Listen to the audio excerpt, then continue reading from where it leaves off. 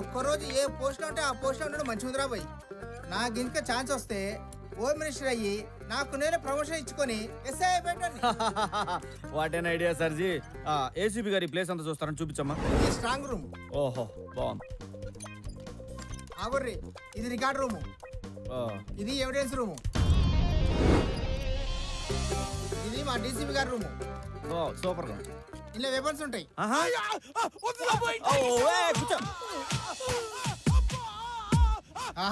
ACP గారికి అన్నేరుక మస్తు హుషారున్నాడు.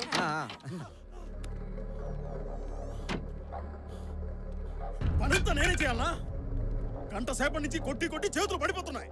మళ్ళీ షురూ చేసిర్రు. అంత ముందు గంట సేపు నేను కొట్టాను కదా, ఎవరు చేసే పని వాడు చేయాలి.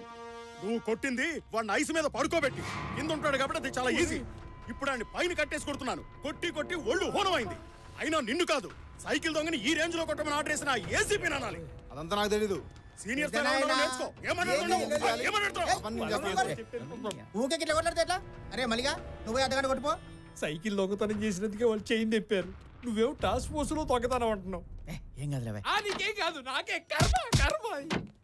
గాంతో వెళ్ళేందుకే నీకు, నువ్వు ఒక బీపీ గోలేసుకో. ఏడివేరు ఇల్లు ఈ డబ్బాలు ఉన్నాయంట్రా, వీటిలో ఎక్కడ నెతకాలి?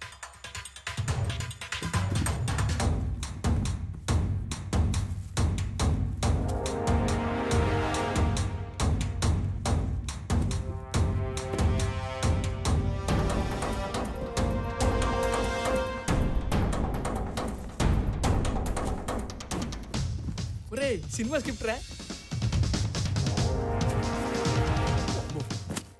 ఒరే ఇలా అయితే రోజంతా ఎదిగినా కష్టం రా. 2010 లేదురా, వీటిలో ఉండదు. ఎందుకంటే ఈ బాక్సులన్నీ రెగ్యులర్గా ఎవిడెన్స్ కోసం కోర్టు తీసుకెళ్తాడు. ఏదైనా పాత దాంట్లో పెట్టుంటాడు. అంటే ఓల్డ్ ఇయర్. కరెక్ట్, ఖచ్చితంగా పాత దాంట్లో. 97, 86, 78, 77, 77 లాస్ట్ రా.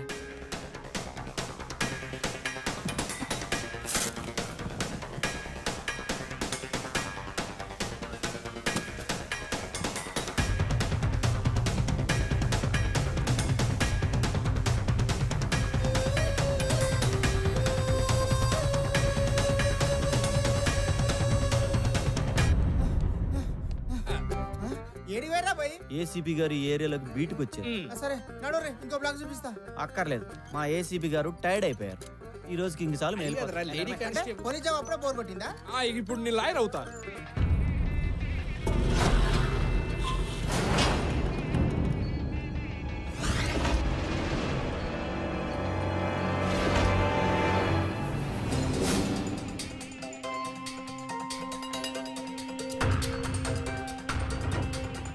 అదేం లేదండి, మంచి ముహూర్తం అని సడన్ గా పెట్టుకున్నాం. మీరు తొందరగా వచ్చేయండి, టైం అవుతుంది.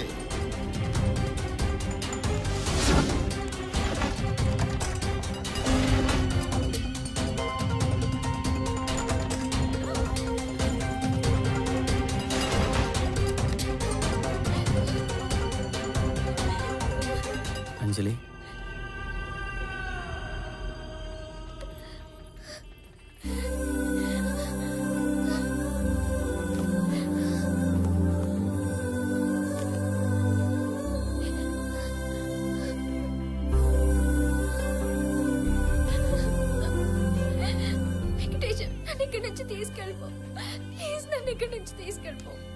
ఎక్కడికి?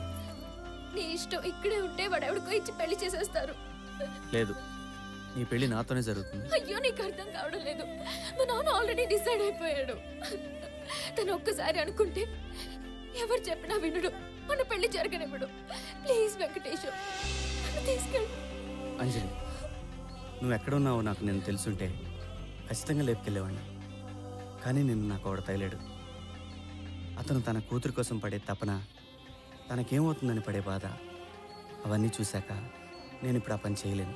బయట మీ నాన్నని చూశాను, ఆయన చాలా సంతోషంగా ఉన్నారు. ఆయన అంతే సంతోషంగా నిన్ను నా చేతుల్లో పెడతారు. నా మాట నమ్ము. అయ్యో అర్థం చేసుకో, అది జరిగే పని కాదు. లేదు, నేను చెప్తున్నా కదా, నన్ను నమ్ము, జరుగుతుంది.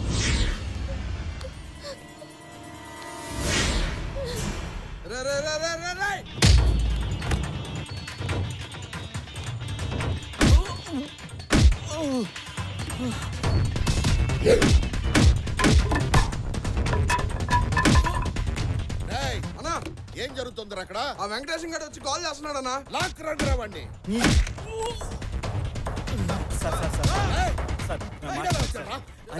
ప్రాణం సార్, తను చాలా బాగా చూసుకుంటాను సార్. మాట్లాడమని sir, please sir. Sir sir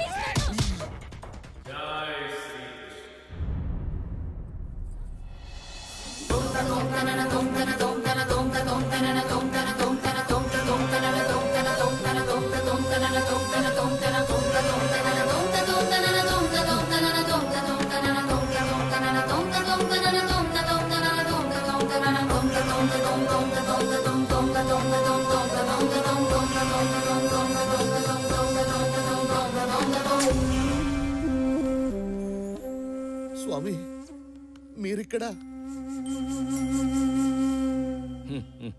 చేసిన తప్పును సరిదిద్దుకుందామని వచ్చాను. మా తప్పటడుగును సరిదిద్దే మీరు తప్పు చేయడం ఏమిటి స్వామి? భస్మాసురుణ్ణి కరుణించిన శివయ్య, సతీ సావిత్రికి వరమిచ్చిన యమధర్మరాజు, సీతమ్మనే అనుమానించిన రామయ్య, ఇలా లెక్కలేసుకుంటూ పోతే లెక్కలేనన్ని తప్పులు మా దేవతలే చేశారు. తప్పు చేయడం మానవనైజమే కాదు, మానైజం కూడా. ఆహా, తప్పప్పుల గురించి ఎంత బాగా సెలవిచ్చారు స్వామి. ఇదే విషయాన్ని భాగవతంలో వ్యాసుల వారు. పైగా నేను తప్పు చేసింది కూడా నా ప్రియభక్తుడివైన నీ విషయంలోనే. నా విషయంలోనా? అవును, నీ కూతురు పెళ్లి విషయంలో. ప్రేమస్థానం, నేను చెప్పేది జాగ్రత్తగా విను. లోక కళ్యాణార్థం, నా భక్తుల సుఖ సంతోషాల కోసం నేను హిమాలయాల్లో తపస్సు చేస్తున్న సమయంలో ఓం కృష్ణాయ నమః, ఓం కృష్ణాయ నమః.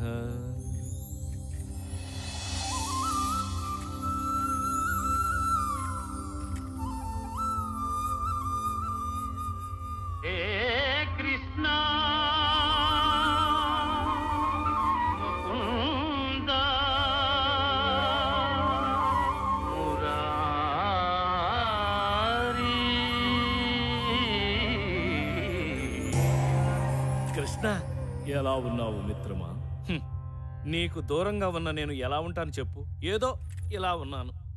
బాధపడక మిత్రమా, ఇకపై నాతోనే ఉందువు గాని. పద, వైకుంఠానికి వెళ్దాం. ఆ రోజు ఎంత గమ్మత్తు జరిగింది. తిరిగి చూస్తే గొడవ పెట్టిన వసంతుడు లేడు, అన్న బలరాముడు లేడు. నువ్వేమో జారుకున్నావు, నేనొక్కడినే ఇరుక్కున్నా. గుర్తొచ్చింది. ఆ తర్వాత యశోదమ్మకు వచ్చిన పిచ్చి కోపానికి నాకెంత భయమేసింది. ఎంతైనా తల్లి ప్రేమ. ప్రేమంటే గుర్తుకొచ్చింది. శివప్రసాద్ నీకు తెలుసు కదా? శివప్రసాద్ అంటే అదే కృష్ణ, నా ప్రియభక్తుడు. అతని కూతురు ఎవరినో ప్రేమించిందంట. పెళ్లి చేసేయమంటారా అని అడిగాడు. నేను కూడా చేసేయమని అన్నాను. ఆ తర్వాత ఆ అమ్మాయి భవిష్యత్తు కనిపించింది. అసలు ఏమీ బాగోలేదు. అందుకే నేనే వద్దన్నాను. మిత్రమా, కృష్ణ, ఎన్నిసార్లు చేసిన తప్పులే చేస్తావు. అప్పట్లో అమర ప్రేమికులమైన రాధకు నాకు పెళ్లి కాకుండా చెడగొట్టింది నువ్వు. అందుకే ద్వాపరయుగం నుంచి నేటి వరకు కొన్ని వేల దేహాలు మార్చావు. బృందావనంలో ఉండవలసిన వాడివి భూలోకంలో ఉన్నావు. ఇప్పుడు మళ్ళీ అదే తప్పు చేశావు. ఇద్దరు ప్రేమికులను విడగొట్టావు. అంటే స్వామి, అంజలి భవిష్యత్తు మొత్తం సర్వ కష్టాలు పడుతుందని. ఏది గతం, ఏది నేడు, ఏది రేపు, భూత వర్తమాన భవిష్యత్తులు సర్వం నేను కాదా? ఆ అమ్మాయి భవిష్యత్తు మొత్తం ఈ క్షణమే మారుస్తుంది. తను ప్రేమించిన వాడిని చేసుకుంటే సకల సంతోషాలతో అష్టైశ్వర్యాలతో తొలతూగుతుంది. కష్టమన్నది తన దరిదాపులకు కూడా రాదు. నాది పూచి. వెళ్ళు, త్వరగా వెళ్ళి తప్పును సరిదిద్దుకో. అప్పటిదాకా నీకు వైకుంఠ ప్రవేశం నిషిద్ధ. కృష్ణ, వెళ్ళు.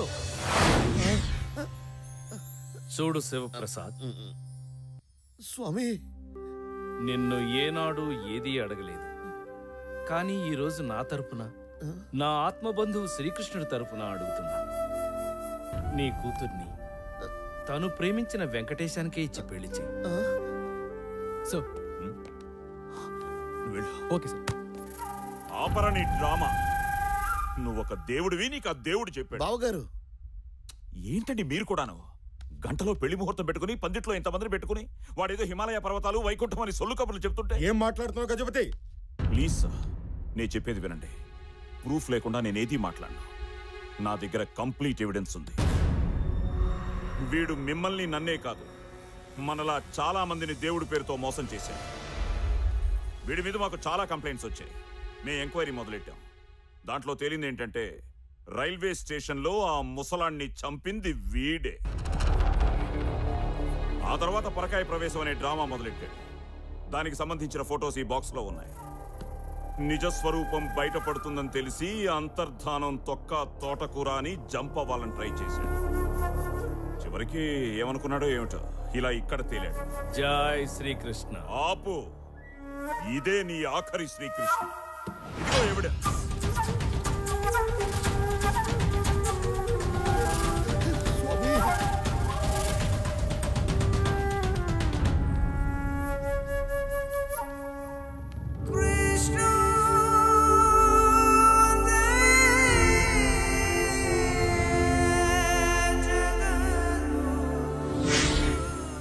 అదేంటి? స్వామీజీ తావీజ్ మహిమ. స్వామివారు మా భక్తికి పరీక్ష పెట్టారు. ఆయన అసలు దేవుడే కాదని చెప్పారు, కానీ మేము నమ్మలా. మా భక్తి స్వచ్ఛమైంది. ఆయన పెట్టిన పరీక్షలో మేము పాస్ అయ్యాం, కానీ నువ్వు ఓడిపోయావు. చూసే కళ్ళు నమ్మే మనసును బట్టి ఉంటుందయ్యా. మేమందరం స్వామివారిని దేవుడని కొలిచాము. నువ్వేమో దయ్యమని ప్రూవ్ చేద్దామనుకున్నావు. చూసావా ఎవరు గెలిచారో? ఇంకా వీడితో మాట్లాడరా? వేసేయండి.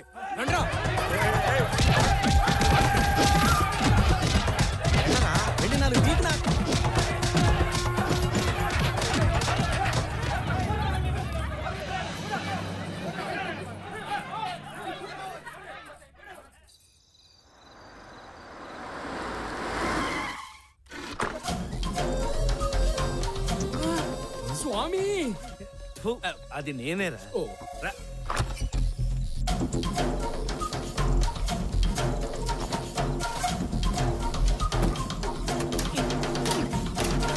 తాళం వాడి దగ్గరే ఉండిపోయింది. ఇది ట్రై చేయండి సార్. ఫోటోలతో పాటు బాక్సులో ఉంది.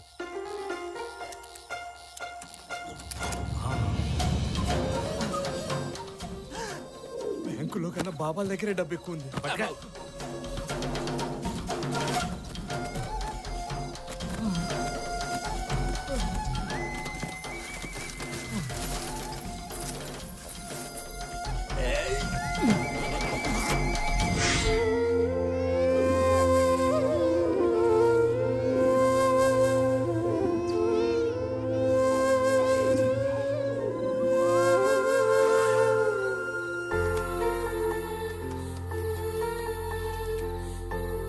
ఈ 10 లక్షలు నేను బ్రతకడానికి, ఈ 10 లక్షలు పాప ఆపరేషన్కి, నాకు ఇవి చాలు.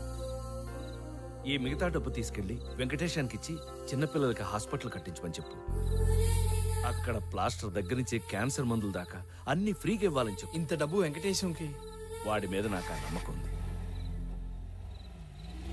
ఆ రోజు నుంచి ప్రసాద్ అలియా స్వామీజీ ఎవరికీ కనిపించలేదు.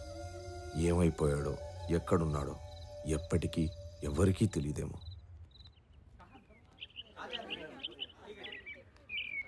एकदम फ्रेश है साहब.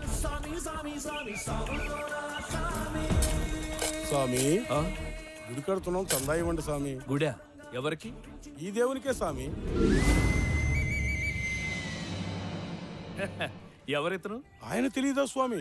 పరకాయ స్వామి అని ఎన్నో మహిమలు ఉన్న దేవుడు. గుడి ఎక్కడ కడుతున్నారు? అది ఇక్కడ దగ్గరలోనే స్వామి.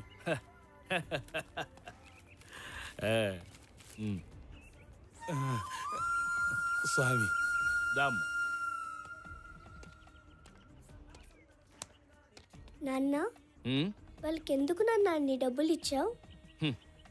నీ ఆపరేషన్కి డబ్బులు ఇచ్చింది ఆ దేవుడేనమ్మా.